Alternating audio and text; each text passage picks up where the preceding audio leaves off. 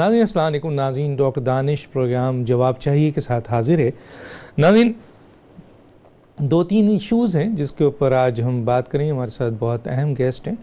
एक तो ये है कि वज़ीर आज़म ने अभी जो हालिया उनका स्टेटमेंट था और उन्होंने जो ये महंगाई थी इसको एक मसनूई महंगाई कहा। उन्होंने कहा ये मसनूई महंगाई जो है वो की गई है और हुकूमत की बेहतर हिकमत अमली और पॉलिसी से ये मसनूई महंगाई कम हो गई। और दूसरी तरफ उन्होंने एक बहुत वाज़ेह तौर पे कहा कि जिन लोगों ने भी मसनूई महंगाई की है उनके ख़िलाफ़ इक़दाम कार्रवाई का उन्होंने ऐलान कर दिया, यानी उन्होंने डायरेक्शन दे दी है। इससे पहले उन्होंने उस माफियाज़ के ख़िलाफ़ भी कार्रवाई करने की हिदायत की थी जो उन्होंने कहा था कि हुकूमत में बैठे हुए हैं। इससे पहले उन्होंने कहा था। एक तरफ इस पे बात करेंगे और ज़ाहिर है इस हवाले से मुआशी पॉलिसी वगैरह भी सारी चीज़ें आ जाती हैं, FATF भी आ जाता है, दूसरी चीज़ आता है। लेकिन इससे पहले एक और चीज़ पे हम बात करेंगे और वो बहुत ही अहम है और वो ये है कि इस वक्त जो है 17 महीने में नैब की जो कार्रवाई है और हुकूमत का जो अज़म है, हुकूमत ने 17 महीने में जो सबसे ज़्यादा ज़ोर दिया है वो एहतसाब का ज़ोर दिया था, करप्शन और एहतसाब का। इसके सिलसिले में नैब ने भरपूर तरीके से कार्रवाई की और अपोजिशंस के बेशतर रहनुमाओं को उन्होंने गिरफ़्तार किया। अब सवाल यहाँ पर यह पैदा होता है कि एक तरफ हम ये देख रहे हैं कि वो तमाम के तमाम रहनुमाओं को जिनके ऊपर चार्जशीट होनी चाहिए, रेफरेंसेस बनने चाहिए, अदालतों में जाना चाहिए और सज़ा होनी चाहिए, बल्कि उसके बरखिलाफ़ हम देख रहे हैं कि अदालतें उन लोगों को रिलीफ दे रही हैं, यानी अदालतें उनको ज़मानत दे रही हैं। तो ये नैब की कारकर्दगी पे बहुत बड़ा सवाल उठ रहा है कि नैब ने इन्हें क्यों गिरफ़्तार किया था। और एक बहुत बड़ा सवाल अब पाकिस्तान ने नहीं बल्कि यूरोपीय कमीशन ने उठा दिया है और उन्होंने बाज़ाब्ता तौर पर इस पर सख्त तनकीद की है कि नैब का जो किरदार है वो अक्रॉस द बोर्ड नहीं है, यकतरफ़ा है। हुकूमत के सिलसिले में उनका बहुत नरम रवैया है और अपोजिशन के सिलसिले में बहुत सख्त रवैया है। ये यूरोपीय कमीशन की स्टेटमेंट है, मेरी नहीं है। हम आगे चलें, इस इशू पर भी बात करेंगे। और एक आलमी इदारे मॉनिटरिंग ने पाकिस्तान की मौजूदा हुकूमत की कई कारकर्दगी के ऊपर तो बात हो रही है, लेकिन एक बहुत अहम कारकर्दगी पे सवाल उठा दिया है और वो है पोलियो के हवाले से कि मौजूदा हुकूमत में पोलियो की जो केसेस की तादाद है वो तकरीबन 144 से 150 तक पहुंच गई है। और ये मॉनिटरिंग जो आलमी मॉनिटरिंग जो इदारा है उसने बड़ी तफ्तीश का किया है और कहा है कि ये मौजूदा हुकूमत की ख़राब कारकर्दगी के हवाले से, ख़राब रिलेशन के हवाले से और कई चीज़ों पे तनकीद की है। हम इन इश्यूज़ पे बात करेंगे। हमारे साथ जो गेस्ट है आइए उनका तारुफ कराएं। और ये बात भी अपनी जगह होती है कि जो हुकूमत होती है उसको सबसे ज़्यादा तनकीद फेस करना पड़ता है क्योंकि उसी ने सारा काम करना पड़ता है। मेरे साथ हैं जनाब नदीम अफजल चंद साहब, मुआवने खुसूसी बराए पार्लिमानी रवाबित, तर्जुमान वज़ीर आज़म पाकिस्तान, तहरीक पाकिस्तान। आपका बहुत शुक्रिया सर, आपने हमें ज्वाइन किया। मेरे साथ हैं जनाब तलाल चौधरी साहब, साबिक वज़ीर मुमलिकत मुस्लिम लीग नून के। आपका बहुत शुक्रिया सर, आपने ज्वाइन किया। मेरे साथ हैं रज़ा हयात हराज साहब, साबिक वज़ीर मुमलिकत, सीनियर सियासतदान। आपका बहुत शुक्रिया सर, आपने हमें ज्वाइन किया। मैं सर पहले फेस में सबसे पहले आ जाता हूँ जनाब चंद साहब की तरफ। चंद साहब, 17 महीने में हुकूमत ने जो 90%, मैं नहीं कहता और भी बहुत से तजिया निगार इस बात को मानते हैं कि हुकूमत ने अपनी पूरी एनर्जी कह ले 90% अपनी पूरी ताकत जो है वो खर्च की है एहतसाब के हवाले से, करप्शन के हवाले से, पकड़ने के हवाले से, ढूंढने के हवाले से और गिरफ़्तार करवाने के हवाले से। और दूसरी जो उन्होंने अपनी एनर्जी खर्च की है वो परसेप्शन बिल्ड करने के हवाले से, कभी सोशल मीडिया में, कभी इलेक्ट्रॉनिक मीडिया में, कभी टीवी में, कभी अखबारात के ज़रिए, कभी इश्तारात के ज़रिए। तीसरी जो उन्होंने अपनी एनर्जी खर्च की है 17 महीने में वो की है अपोजिशंस के ऊपर संगीन इल्ज़ामात लगाने में। और बाकी 10% कहा यह जाता है कि उनकी परफॉर्मेंस नज़र आती है, वो काम किया है। ठीक है सर, उन्होंने उस पर काम किया, हालांकि होना ये चाहिए था कि 10% उधर और 90% इस तरफ होना चाहिए था। एक तरफ तो सर ये आपसे बात करनी है कि हुकूमत की इस सिलसिले में बड़ी गलत डायरेक्शन है, आप क्या कहेंगे? और दूसरा सर, नैब की ये जो कार्रवाई है और जिसमें अपोजिशन के बड़े अहम लोगों को गिरफ्तार किया गया, लेकिन किसी एक को अभी तक सज़ा नहीं हुई, हालांकि अदालतें उनको ज़मानत भी दे रही हैं। और अब तो यूरोपीय कमीशन जो है वो यहाँ तक वो चीखने लगा है कि नैब जो है एक तरफा कार्रवाई कर रही है। क्या कहेंगे सर? बिस्मिल्लाहिर्रहमानिर्रहीम। डॉक्टर साहब, दो चीज़ें, जब हम कहते हैं कि नैब एक इंडिपेंडेंट अदारा है तो फिर यकीनन आपकी और हमारी ख्वाहिश होनी चाहिए कि नैब इंडिपेंडेंट अदारा है और उसको अपनी इंडिपेंडेंस साबित नैब ने खुद ही करनी है। ना मैं कह सकता हूँ, ना आप डिक्टेट कर सकते हैं, ना हुकूमत डिक्टेट कर सकती है। अगर उनकी परसेप्शन ख़राब है या ठीक है, इसके ज़िम्मेदार नैब खुद है। रह गई बात नैब लॉ में रिफॉर्म्स के हवाले से, अगर यूरोपीय यूनियन या किसी और को, तो इस वक्त अगर एक तरफा एहतसाब हो भी रहा है, एक फ़र्ज़ करें आप कह रहे हैं कि नैब ठीक तरीके से नहीं काम कर रहा, तो पिछले 10 सालों में नैब में रिफॉर्म्स क्यों ना की गई? हालांकि चार्टर ऑफ डेमोक्रेसी में भी था, नैब में रिफॉर्म्स होनी थी, एक ब्रॉडर पिक्चर में होनी चाहिए थी अकाउंटेबिलिटी के लिए, लेकिन अनफॉर्चुनेटली मेजॉरिटी 2/3 मेजॉरिटी भी थी, फिर भी ना हो सका। और बाकी रहेगी हुकूमत के, आप जो मैनिफेस्टो की बात कर रहे हैं कि 17 महीनों में, देखिए इमरान खान साहब ने तो पहले दिन ये करप्शन इशू ही, सच्ची बात है, इमरान खान ने बनाया और एक बहुत बड़ा इशू बना इस मुल्क में, लोगों को अवेयरनेस भी हुई और एक ड्राइव चली एंटी करप्शन। अब देख लें वक्त के साथ साथ लोगों को सज़ाएं भी हुई, एसेट बियॉन्ड मीन्स पे भी हुई, बहुत सारे लोगों में हुई और बहुत सारे लोग शायद बेगुनाह भी होंगे जेलों में। मैं नहीं कहता कि सारे गुनहगार हैं, बेगुनाह भी होंगे, लेकिन क्योंकि सिस्टम आइडियल इन प्लेस नहीं है। अब आज अगर क्यों नहीं हो सकता, अकेली हुकूमत लेजिस्लेशन नहीं कर सकती, रिफॉर्म्स होगी तो अपोजिशन के तावन से होगी। अब 1.5 साल तो अपोजिशन ने इस मामले में तावन नहीं किया, अब जाके कोई उम्मीद लगी है कि सुना है फ़ारूक एच नाइक साहब और फ़रोग नसीम साहब बैठे हैं, कुछ नैब रिफॉर्म्स के ऊपर डिस्कशन हो रही है और पार्टियों के लोग भी हैं, परवेज़ खटक साहब भी उसमें मेरे ख्याल शामिल हैं, लेकिन इससे पहले तो अभी तक रिफॉर्म्स नहीं हो सकी। पुराना कानून है, जिसने भी बनाया था, जैसे भी बना था, हम लोग तो भुगत रहे हैं इसको और हम लोगों ने ये नहीं बनाया। तो मेरे ख्याल में अब तकाजा ये है कि रिफॉर्म्स होनी चाहिए। जो भी रिफॉर्म से भागेगा, मैं समझता हूँ वो पार्लियामान के साथ या सियासत के साथ या अकाउंटेबिलिटी के साथ भी ज्यादती है। अच्छा सर, ये एक यहाँ पर आपकी मौजूदगी का फ़ायदा उठाते हुए एक सवाल और भी कर लूँ सर। रिफॉर्म का ताल्लुक तो यहाँ से हो सकता है कि जी नैब प्ली बार्गेनिंग कर रही है या उसका गिरफ्तारी के तरीक़ेकार पे बात ही हो सकती है, ड्यूरिंग इंक्वायरी हो रही है, इन्वेस्टिगेशन के दौरान या रेफरेंस के दौरान, इन पे सवालात हो सकता है। ज़ाहिर है काफ़ी क़वानीन में हर जगह उसमें होता है, लेकिन सर गिरफ्तारी के लिहाज से तो नियतों का अमल होता है ना सर। अब सवाल ये पैदा होता है कि इसमें रिफॉर्म की क्या ज़रूरत है कि पूरी की पूरी अपोजिशन जेल के अंदर है या बेल में है, और हुकूमत के कई अफराद जो नैब ज़दा हैं और उनको कोई नैब गिरफ्तार नहीं करी। एक तरफ तो ये, इस पर ज़रूर कमेंट्स थोड़ा सा दीजिए। और दूसरा सर, मैं शहजाद अकबर साहब की तरफ आऊँगा, आपकी हुकूमत के एक बहुत अहम एहतसाब के मुशीर हैं।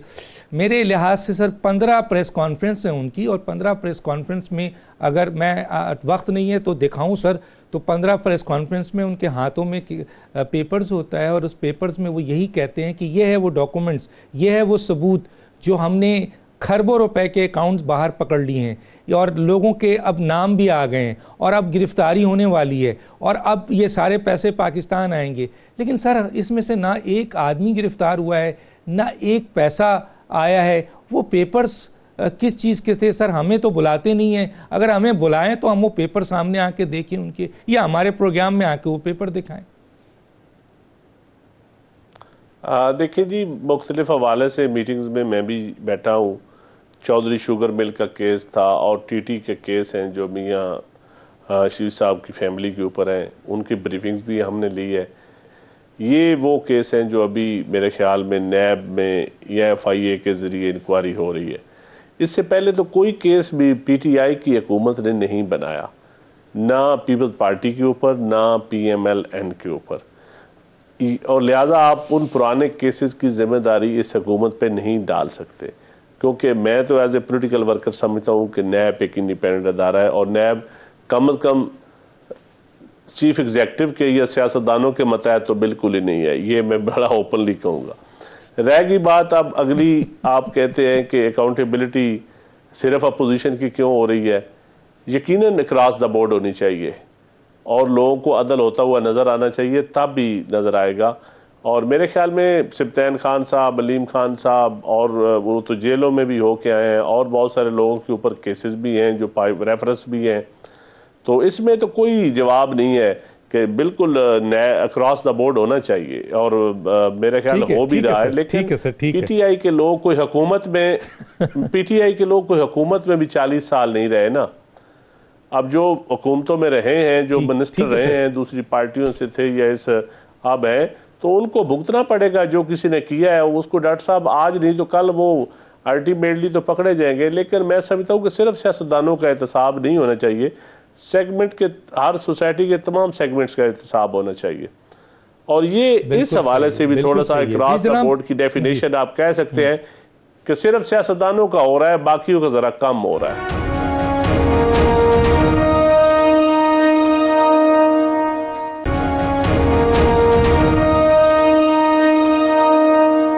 तलाल साहब, एक तरफ तो जो सरकारी नैबज़दा हैं, काफ़ी बड़ा नाम है, लोग मौजूद हैं, बड़ी अहम पोस्टों पे बैठे हुए हैं, मिनिस्टर्स हैं, स्पेशल असिस्टेंट्स हैं, उनके ऊपर हाथ नैब नहीं डाल रही है। और दूसरी तरफ ये है कि जिनका केस है उनके केसेस को भी मनी ट्रेल नहीं मिलने के बावजूद उनके केसेस को ख़त्म किया जा रहा है। कई लोग हैं जिनके हम अभी नाम भी लेकर सवाल उठा सकते हैं। दूसरी तरफ हम ये देख रहे हैं कि अपोजिशन के लोगों गिरफ्तार भी हो रहे हैं और अदलिया से ज़मानत भी हो रही है, छूट भी रहे हैं, रिलीफ भी हो रहा है। अभी आज ही की बात है।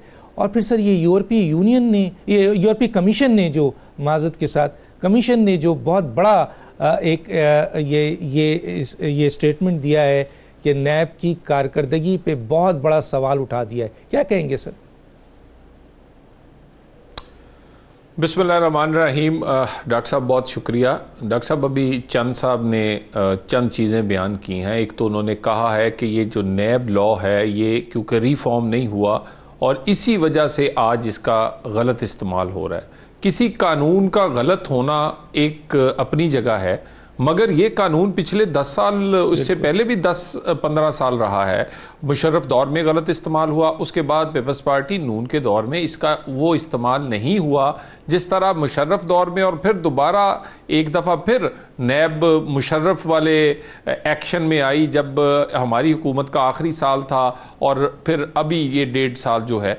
सो गलत इस्तेमाल किसी कानून का जब होता है और फिर आपके वुज़रा जो हैं वो मतलब सुबह कुछ बात करते हैं कि फ़लाँ आदमी पकड़ा जाएगा, शाम नैब पकड़ लेती है, फिर रात को एक वज़ीर बैठ के कहता है नहीं जी नैब तो इंडिपेंडेंट है जी, वो बड़ा।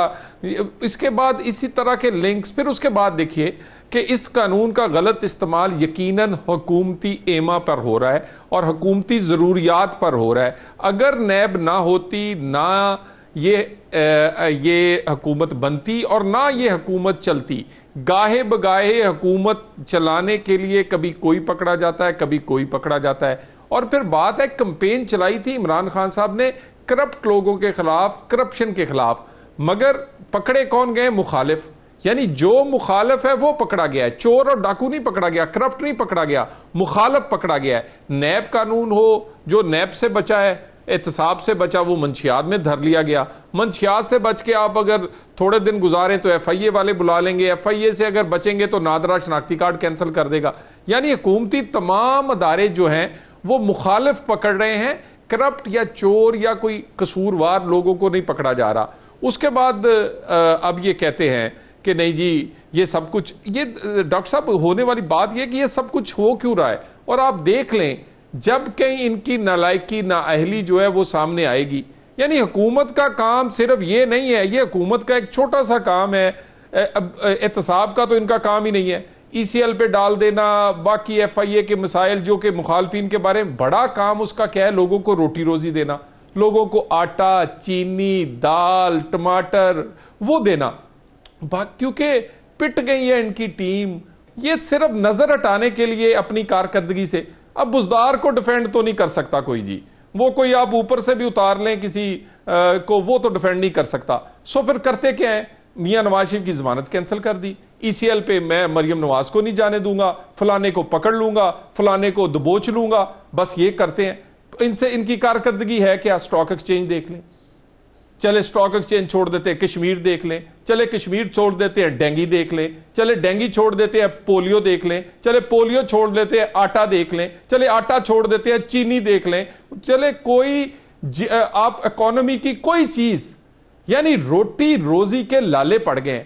यानी असल टॉपिक ये है, इकोनॉमी है, रोटी है, रोजगार है, उससे हटाने के लिए पकड़ दकड़ और चोर और डाकू और चोर और डाकू, और सबसे ज्यादा चोर और डाकू मैं चंद साहब से ये उम्मीद करता हूं, ये तकड़े बोलने के बारे में सबसे ज्यादा PTI में पाए जाते हैं।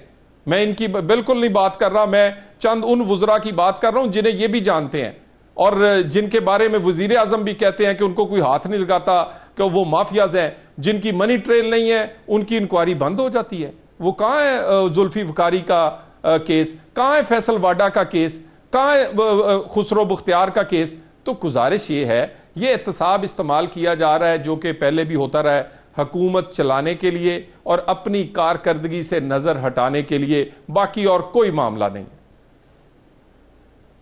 ठीक है, मैंने तो एक बड़ा अहम उठाया था, एक क्वेश्चन प्राइम मिनिस्टर को रिक्वेस्ट की थी कि वज़ीर-ए-आज़म साहब आपके पास इंटेलिजेंस, कस्टम इंटेलिजेंस की एक जो रिपोर्ट आई है उसमें हुकूमत में बैठे हुए बड़े अहम लोग माफियाज के तौर पर उसमें रिप्रेजेंट हुए हैं, उस रिपोर्ट को ही शाया कर दीजिए ताकि लोगों तक पहुंच जाए। मैं आता हूं जनाब हिराज साहब, किस कदर ये नैब जो है वो आज़ाद है सर, क्या कहेंगे जो इस वक्त जो इनकी कारकर्दगी है उस पर पाकिस्तान के अंदर तो बात हो रही है, सामने नज़र आ रहा है, खुद उनके चीफ ने भी एग्री किया था कि अगर गिरफ्तार करेंगे तो हुकूमत गिर जाएगी, जो स्टेटमेंट है। दूसरी तरफ सब यूरोपीय कमीशन आप देख लें कि सर वो अब ये उंगली उठा रहा है इतना बड़ा और सख्त तनकीद की है सर उसने कि नैब जो है वो हुकूमती अराकीन को गिरफ्तार नहीं कर रहा है, ये नरम रवैया रखा हुआ है। और हम फिर कुछ केसेस भी देखते हैं सर, अगर आप देखें सर BRT का केस है और वो मालम जब्बा का केस है, फॉरेन फंडिंग का केस है, NLC का केस है और कई ऐसे केसेस हैं और 13 के करीब हुकूमत के लोग हैं जिनके नैब में रेफरेंसेस हैं, वो सब आराम से बैठे हैं। सर क्या कहेंगे? डॉक्टर साहब बहुत मेहरबानी, मैंने बड़ी तसल्ली से इन दोनों मेहरबानों की बातें भी सुनी और इनके पॉइंट्स ऑफ व्यू भी सुने। आपने सवाल किया डॉक्टर साहब कि अकाउंटेबिलिटी अक्रॉस द बोर्ड, हम इसमें कोई दूसरी राय है ही नहीं, होनी चाहिए। सियासतदानों को के साथ साथ हर दूसरे मकतब फ़िक्र, चाहे वो ब्यूरोक्रेसी है, चाहे वो किसी और फील्ड के लोग मुलाजिम हैं या अफसरान हैं, उनकी होनी चाहिए। हमें इंसाफ होता नज़र आना चाहिए, हमें किसी के साथ पॉलिटिकल विक्टिमाइजेशन होती नज़र नहीं आनी चाहिए। कुछ बातें तो ये हकीकत की हैं कि कुछ हमारे सियासतदान, कुछ, मैं अक्सरियत का नाम नहीं लूँगा और मैं इसके लिए कैटेगोरिकली कहूँगा कि इसमें बदकिस्मती से करप्शन का इशू है। और बदकिस्मती ऊपर से ये है कि जो करप्ट है वही अपनी मासूमियत का दावा करता है और जो मासूम होते हैं वो धरे जाते हैं।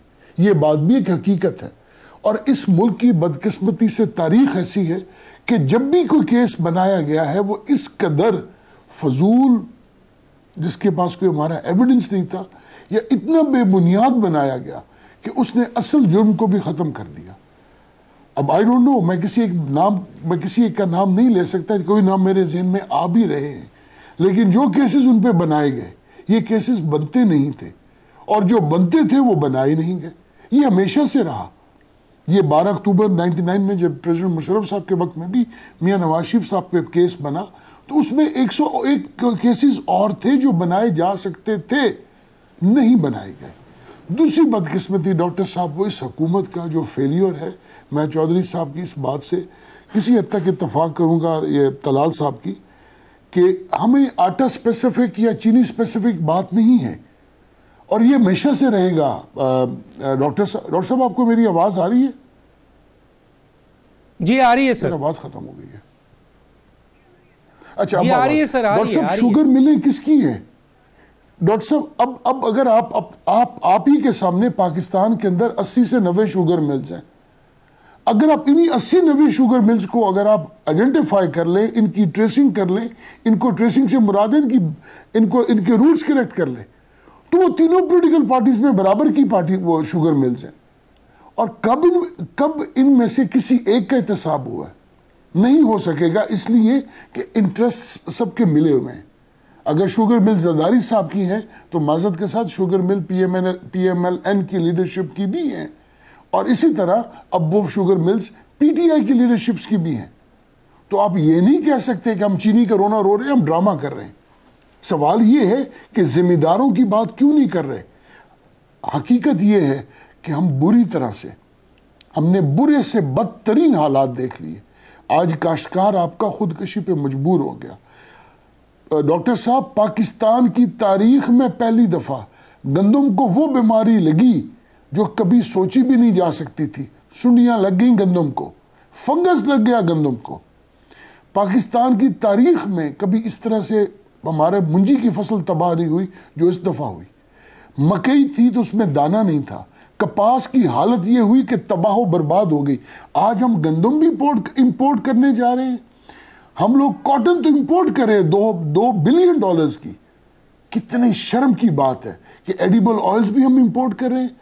हम लोग अपने खाने की चीजें भी इंपोर्ट कर रहे हैं, और येट वी डिक्लेयर आवरसेल्व्स कि हम लोग एक एग्रीकल्चरल कंट्री है, और उसके बाद हम यहां बैठ के एक दूसरे की मड स्लिंगिंग करते हैं। For God sake, we have to rise above them. Pakistan के हालात ये नहीं चल सकते। पाकिस्तान को हम आइसोलेशन की तरफ ले जा रहे हैं, झूठ बोल बोल के। ये दोनों मेहरबान तशरीफ फरमाए, पूछे तो सही इनसे कि FATF है क्या? What is FATF? आपने बात की यूरोपियन यूनियन की अकाउंटेबिलिटी के हवाले। सर प्लीज FATF पे मैं आऊंगा। मैं ब्रेक के लिए फिर आके आपसे बात करता हूं। आपका पॉइंट ऑफ व्यू जरूर लूंगा। नाज़रीन, एक छोटा सा ब्रेक लेते हैं, फिर वापस आते हैं।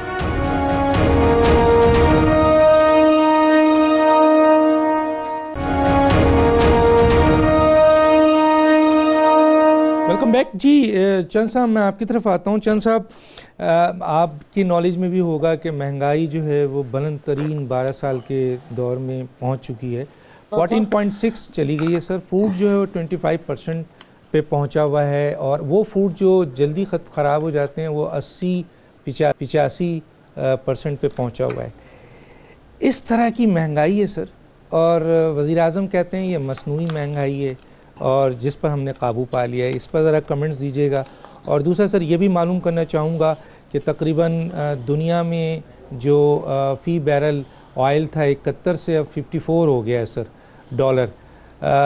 तकरीबन हुकूमत को $3 बिलियन का मुनाफा होगा। इसमें आवाम को कितना रिलीफ दिया जाएगा सर, क्या कहेंगे?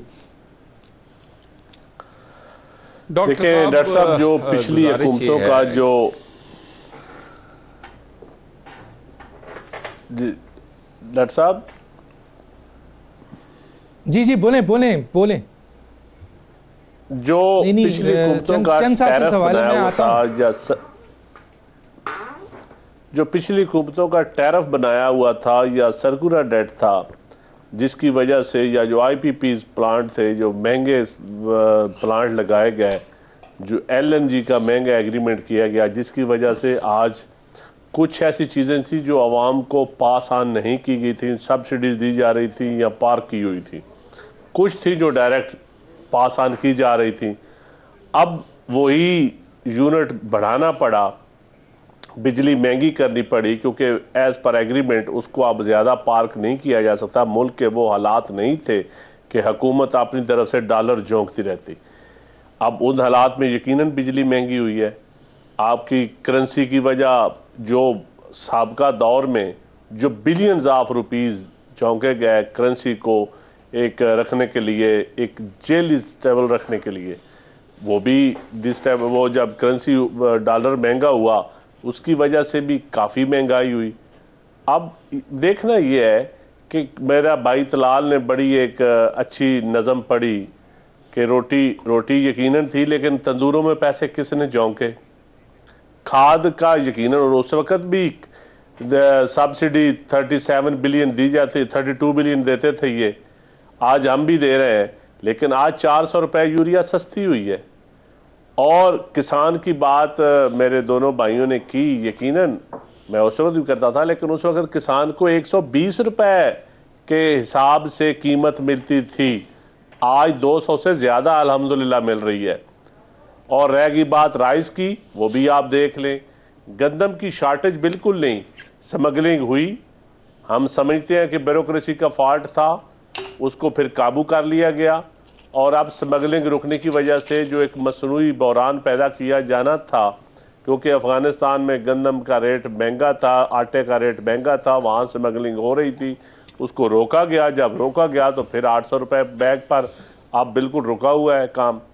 अब देखना यह है कि जिस मुल्क में इतने सालों में ना हम अपनी दालें पैदा कर सकें, ना हम अपना एडिबल ऑयल पैदा कर सके, हर चीज़ हम बिलियंस ऑफ रुपीज़ की इंपोर्ट करते हैं, तो अब आज वो लोग कहें जो अपनी दालें, आम चीज़ खाने की, दूध, स्किम्ड मिल्क, दालें इंपोर्ट करके इस मुल्क को चलाते रहे, आज वो कह रहे हैं महंगाई है, महंगाई है। यकीनन है महंगाई, आम आदमी तो कहे तो बात सुनने वाली है, लेकिन अगर एलीट क्लास महंगाई की बात करे, जो इस सिस्टम का हिस्सा भी रही हो, हिस्सा है भी, और मैं समझता हूँ कि उनको नहीं करनी चाहिए। आज हुकूमत को यकीनन, मैं ये नहीं कहता कि कोई आइडियल है, लेकिन एक कोशिश हो रही है।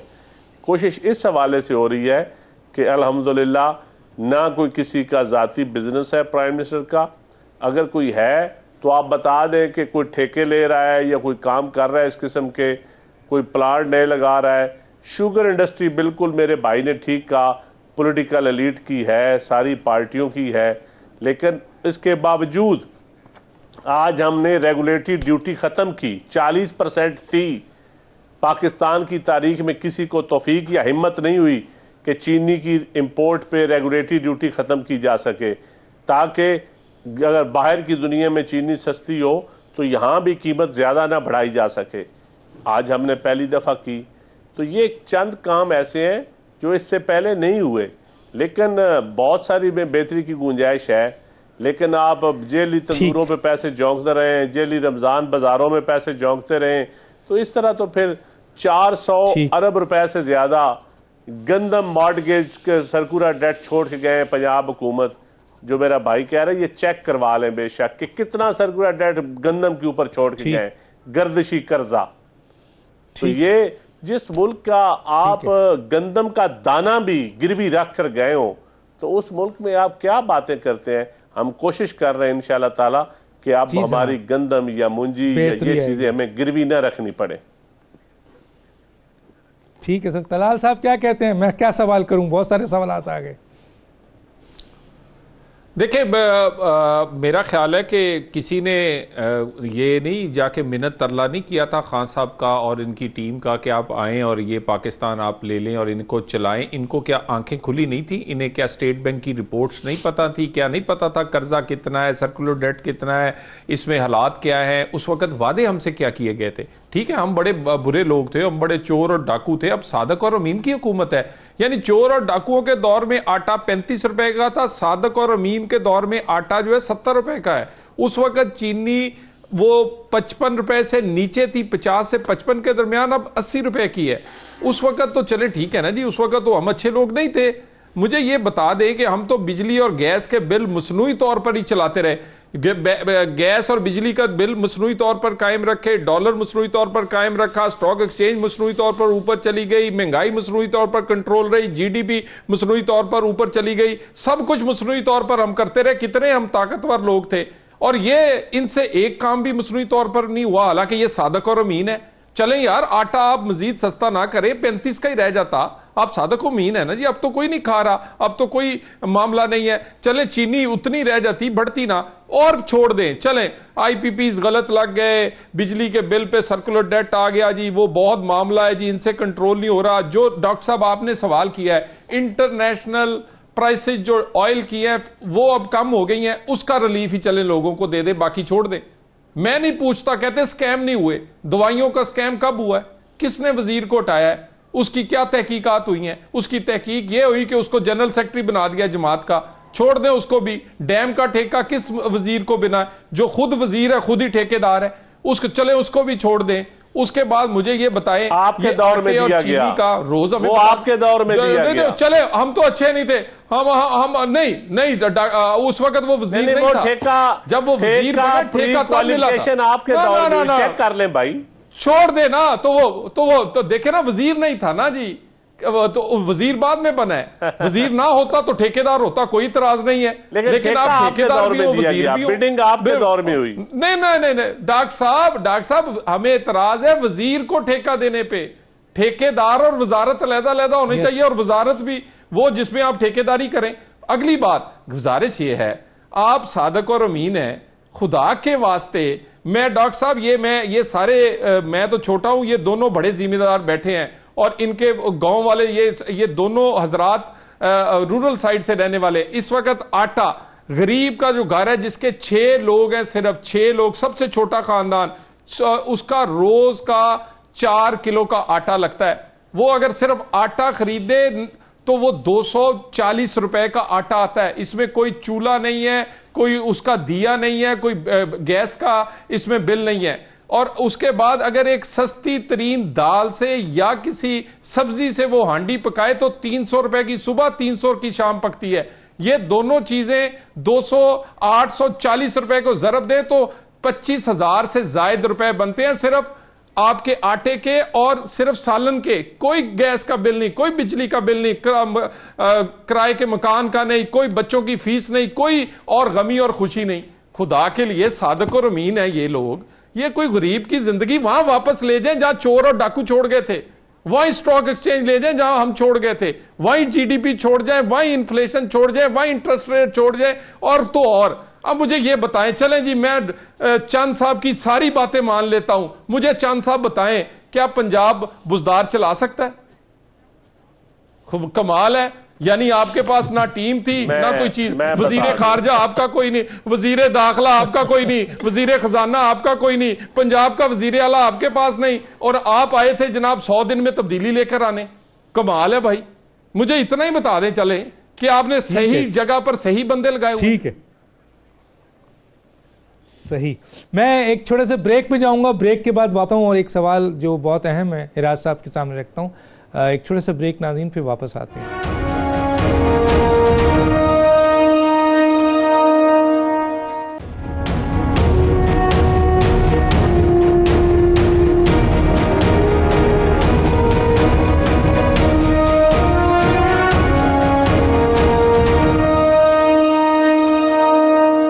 वेलकम बैक जी।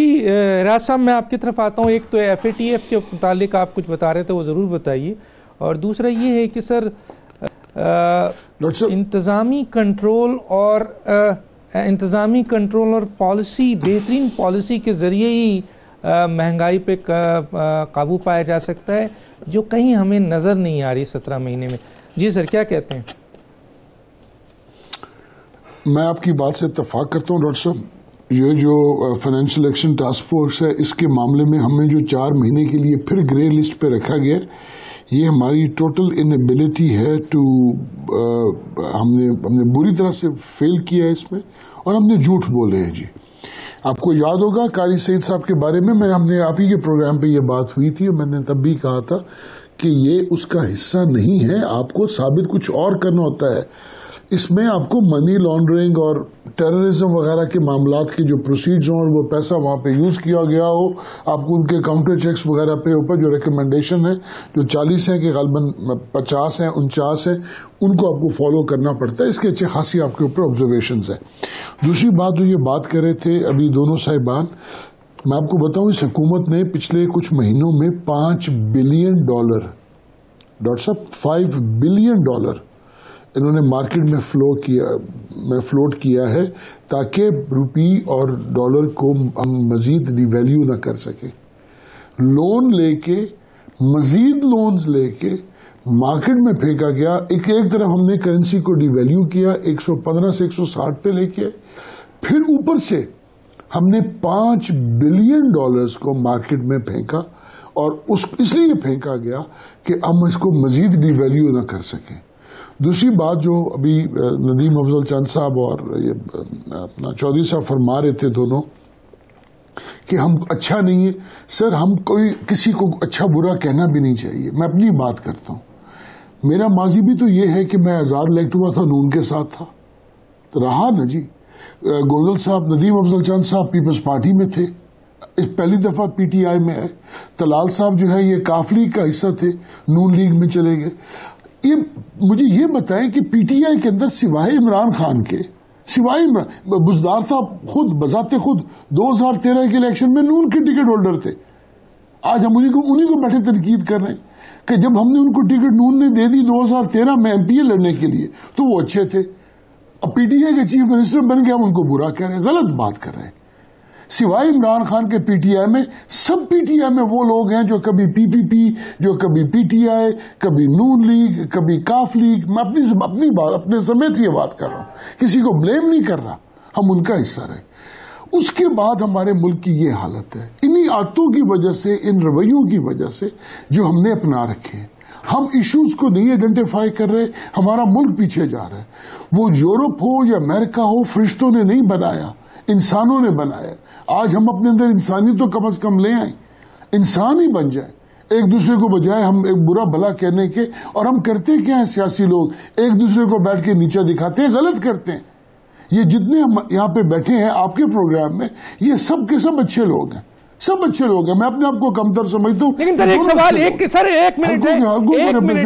मिनट है सर, मैं एक मिनट एक सवाल करता हूं सर। 57% जो लोग हैं ना, अवाम, वो कहती है कि हमारा मसला महंगाई है, 27% कहते हैं बेरोजगारी है, और 4% कहते हैं करप्शन है। और मौजूदा हुकूमत ने अपनी पूरी 90% एनर्जी लगा दी है करप्शन पे, और रिजल्ट 0 है। 1 मिनट है सर, क्या कहेंगे? डॉक्टर साहब, अब करप्शन को हमने, मौजूदा हुकूमत ने इतना गंदा कर दिया कि करप्शन को कोई करप्शन मानने को तैयार नहीं, कि झूठ इतना बोला कि सच हो जाए।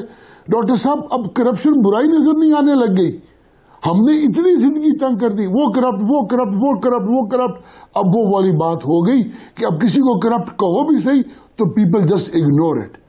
मैं खुद इस बात को रिलेट करता हूं कि अगर कोई किसी मोहल्ले में करप्ट आदमी रहता था तो पूरा मोहल्ला एज ए सोसाइटी उसको बाइकआउट करते थे। आज कहां कहानी आ गई करप्शन की? है इखलाकी ये चंद साहब जो वजीर बैठे हैं, कहे ना कल कैबिनेट में इमरान खान को कि बनाए कानून के जो करप्ट हो उसको सजाए मौत दो। नैब की जरूरत है उसमें? 2/3 मेजोरिटी आपको चाहिए इस कानून को बनाने के लिए। मैं भी तो देखूं ना कि कौन सी जमात है जो पार्लियामेंट में खड़े होकर इस कानून को अपोज करती है। सब झूठ बोल रहे हैं आपके सामने बैठ के, ये करप्शन को खत्म करना नहीं चाहते। अल्लाह अपने साथ ठीक है सर। तमाम लोगों का, तमाम मेहमानों का बहुत शुक्रिया। वक्त खत्म हुआ चाहता है। डॉक्टर दानिश को याद दीजिए। अल्लाह हाफिज।